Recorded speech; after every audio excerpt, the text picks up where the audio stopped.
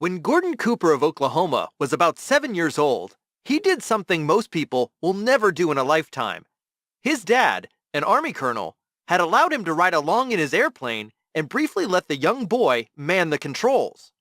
This simple act would spark Cooper's lifelong fascination with flying. Before he turned 32, Cooper had served in the Marines, the Air Force, and as a test pilot on Edwards Air Force Base, where he suggested industry-changing improvements to the F-106B Delta Dart jet fighter. Then, he received an unbelievable offer. It was 1959 when NASA invited Cooper to Washington, D.C. as a potential candidate for the Mercury project. The project sought to put a man into Earth's orbit and then return him safely, and Cooper was an ideal candidate. After placing him on a short list of 109 potential candidates, NASA selected Cooper as one of 7 men for the program. In May 1963, he conducted his first mission aboard the Faith 7, a craft so small it could only fit someone under 5 feet and 11 inches tall. The instructions NASA gave the enthusiastic Oklahoman were simple: go into space solo, survive, and study zero gravity's prolonged effects on the human body. The automatic spacecraft would pilot itself. At least this was the mission as far as the public was concerned. The mission started out a rousing success. From May 15th to 16th, for just about 34 hours, Cooper orbited Earth, becoming the first astronaut to sleep in space. But then, in the midst of this enormous accomplishment, disaster nearly struck. As the Faith 7 returned to Earth, the automatic piloting system malfunctioned.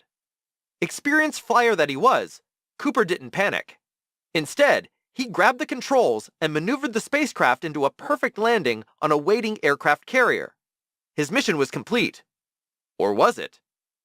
Though the public didn't know it at the time, Cooper's mission also involved taking pictures. "Man, all I do is take pictures, pictures, pictures," he said in a message to ground control. "I'm up to 5,245 now." But he wasn't just looking for eye-catching images. Cooper's camera was actually equipped to detect magnetic aberrations along the Earth's surface. This allowed him to secretly look for Soviet nuclear bases or submarines off the coast of the United States. And boy did he uncover some eye-opening stuff. In the process of searching for secret nuclear bases, Cooper also detected hundreds of anomalies near the Caribbean, which he carefully charted in his small Faith 7 spacecraft. These aberrations, he noticed, weren't big enough to be nuclear sites. Not by a long shot. So what were they?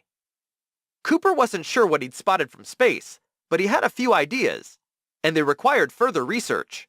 For an unknown reason, he never told NASA or the Department of Defense about these strange anomalies. He decided to embark on his own personal mission.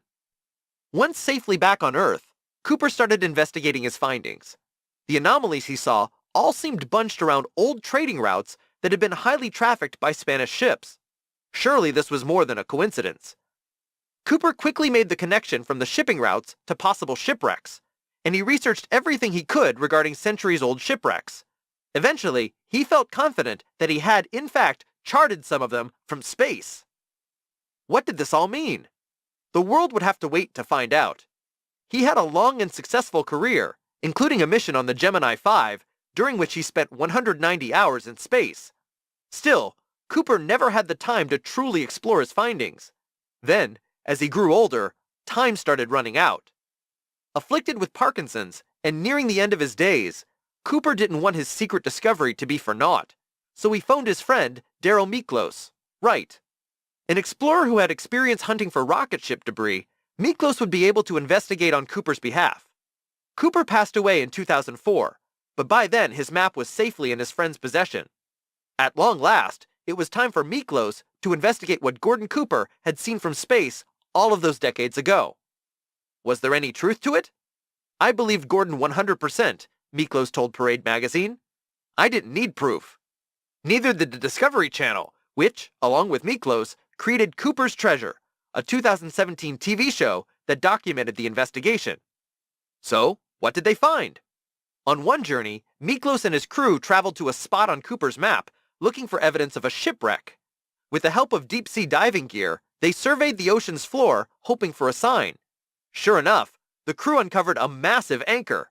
They hauled it to their deck, and soon after they realized that it was from the era of Christopher Columbus. This made it an extremely valuable artifact from the past. By mid-2017, Miklos and his crew had searched 5 spots on Cooper's map, and at all 5, they found evidence of a shipwreck. With hundreds more points left to explore, what other treasures might be waiting for Miklos to uncover? Miklos planned to visit the rest of the locations, but it would take time. Still, as he told Newsweek, "I hear Gordon all the time in the back of my head, 'You're on the right trail.'" And it sure looked that way. Regardless of whether Miklos would be able to spend the next few decades searching for his friend's discoveries remains to be seen. Still, you know that Gordon Cooper, the Oklahoma boy who reached the stars, would be happy to see his secret finally paid off.